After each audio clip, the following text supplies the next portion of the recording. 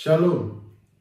Firman Tuhan yang akan menjadi renungan bagi kita pada malam hari ini diambil dari Markus 13 ayat 9 sampai kepada ayat 23. Namun sebelumnya marilah kita berdoa. Terima kasih Tuhan, pada malam hari ini kami boleh kembali merenungkan sebagian dari firman Tuhan. Biarlah Tuhan, apa yang kami renungkan dan pelajari pada malam hari ini boleh menjadi suluh dalam kehidupan kami dan terlebih dapat kami lakukan di dalam kehidupan kami. Di dalam nama Yesus kami berdoa. Amin. Markus 13 ayat 9 sampai ke ayat 23. Tetapi kamu ini hati-hatilah, kamu akan diserahkan kepada majelis agama dan kamu akan dipukul di rumah ibadat dan kamu akan dihadapkan kepada muka penguasa-penguasa dan raja-raja karena aku, sebagai kesaksian bagi mereka. Tetapi Injil harus diberitahukan dahulu kepada semua bangsa. Dan jika kamu digiring dan diserahkan, janganlah kamu khawatir akan apa yang harus kamu katakan. Tetapi katakanlah apa yang dikaruniakan kepadamu pada saat itu juga. Sebab bukan kamu yang berkata-kata, melainkan Roh Kudus. Seorang saudara akan menyerahkan saudaranya untuk dibunuh. Demikian juga seorang ayah terhadap anaknya, dan anak-anak akan memberontak kepada orang tuanya dan akan membunuh mereka. Kamu akan dibenci semua orang oleh karena namaku, tetapi orang yang bertahan sampai pada kesudahannya, ia akan selamat. Siksaan yang berat dan mesias-mesias palsu. Apabila kamu melihat pembinasa keji berdiri di tempat yang tidak sepatutnya, para pembaca hendaklah memperhatikannya. Maka orang-orang yang di Yudea haruslah melarikan diri ke pegunungan. Orang yang sedang di peranginan di atas rumah, janganlah ia turun dan masuk untuk mengambil sesuatu dari rumahnya. Dan orang yang sedang di ladang, janganlah ia kembali untuk mengambil pakaiannya.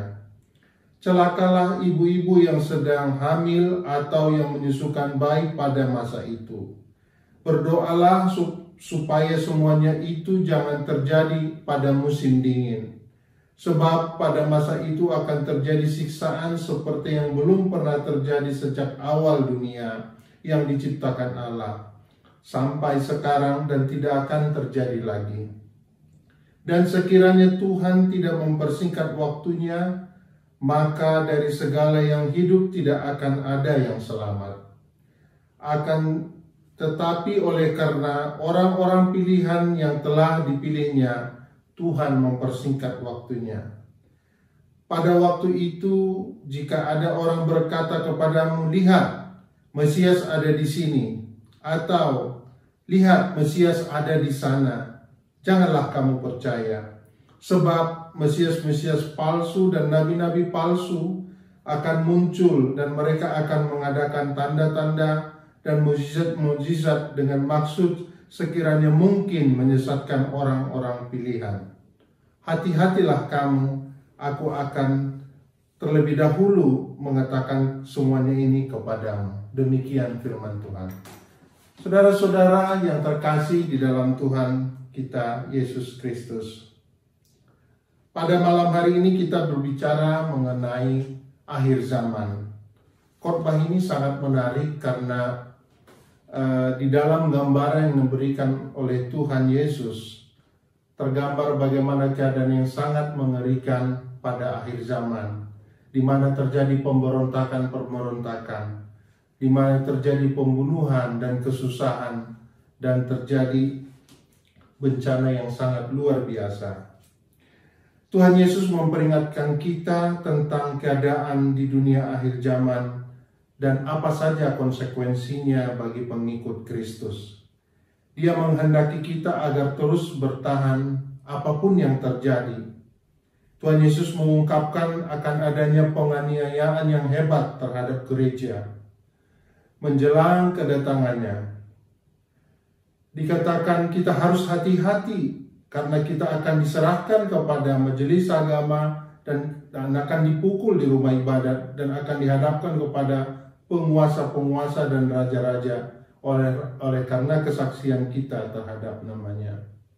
Namun juga Tuhan mengatakan kita tidak perlu takut dan cemas, karena di tengah penganiayaan itu kuasa Tuhan bekerja di atas kita. Tuhan tidak akan membiarkan gerejanya berjuang sendirian. Dia pasti akan memberikan kekuatan kepada anak-anaknya yang teraniaya. Tidak hanya penganiayaan, kita juga akan dihadapkan kepada pencobaan-pencobaan dan bentuk tipu muslihat dari iblis. Orang-orang Kristen yang suam-suam kuku dan tidak punya pondasi yang kuat akan menjadi sasaran empuk dari iblis. Jadi waspadalah supaya jangan ada yang menyesatkan kamu. Arti bertahan bagi seorang yang tinggal di dalam firman Tuhan adalah bertahan untuk tidak menyangkal nama Tuhan Yesus. Oleh karena itu kita harus mengakar kuat di dalam Kristus dalam setiap kehidupan kita sehari-hari. Meskipun pertolongan Tuhan dirasa lambat oleh karena janjinya belum rasanya ditepati, bertahanlah karena pada waktunya pertolongan itu akan datang. Tuhan Yesus sendiri juga mengatakan tentang akan datangnya siksaan-siksaan yang berat pada akhir zaman menjelang kedatangannya ke bumi. Jadi sebagai murid-murid Yesus, apakah yang harus kita lakukan terhadap ini? Setidaknya ada 4 hal yang bisa kita pelajari di dalam nats malam hari ini. Pertama, perhatikanlah tanda-tanda akhir zaman di sekitar kita dengan teliti. Tidak perlu panik, namun kita harus bijaksana. Lakukanlah tindakan-tindakan penyelamatan diri yang memang perlu dilakukan jika terjadi ancaman-ancaman terhadap keselamatan kita. Yang kedua, berdoalah, mohon pimpinan, kekuatan, dan perlindungan dari Tuhan atas hidup kita. Terjadinya siksaan yang berat, seharusnya hal itu justru membuat kita lebih taat, lebih tekun, dan lebih giat lagi berdoa kepada Allah dan bukan menjadi lemah. Yang ketiga, percayalah bahwa Tuhan ada di pihak kita. Tuhan itu sangat baik.